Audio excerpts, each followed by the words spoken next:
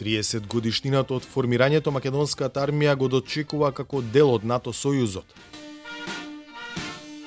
Од скромните почетоци на создавањето во 1992 во еден сложен геополитички контекст во услови на распад и војни на територијата на некогашна Југославија, преку бегалската криза во 1999 и војниот конфликт во 2001 до актуелното присуство во 5 мировни мисии, армијата секогаш беше присутна и ангажирана за справување со сите предизвици. Пред 30 години првите луѓе на тогашното државно раководство на Министерството за одбрана и Генералштабот на армијата го направија тоа што од нив се бараше. Ја формираа армијата, што многу и беше потребна на оваа држава.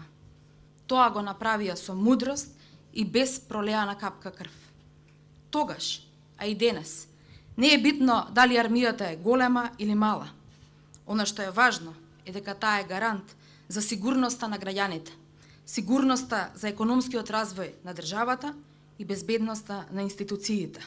Иако Северна Македонија сега е полноправна членка на најмоćниот војно-политички сојуз во историјата на човештвото, предизвици не недостасуваат, особено во ситуација кога Европа во 21. век се соочува со голем судир на нејзина територија.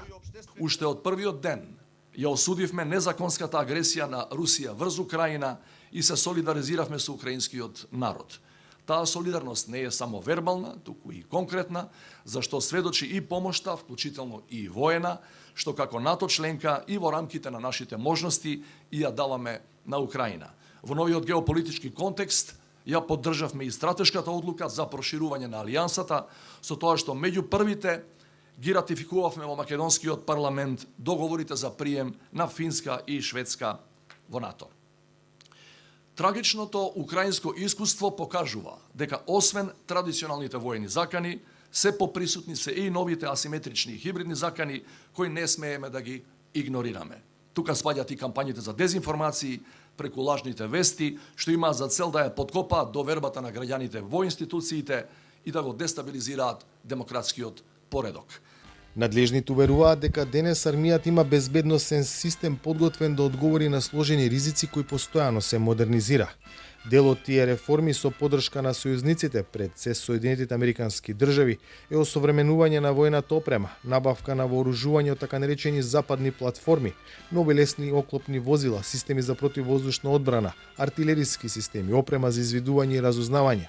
Планот е не подоцна од 2024 година да се постигне НАТО стандардот за издвојување најмалку 2% од бруто националниот производ за потребите на одбраната. За Гласот на Америка, од Скопје, Владимир Мирчевски.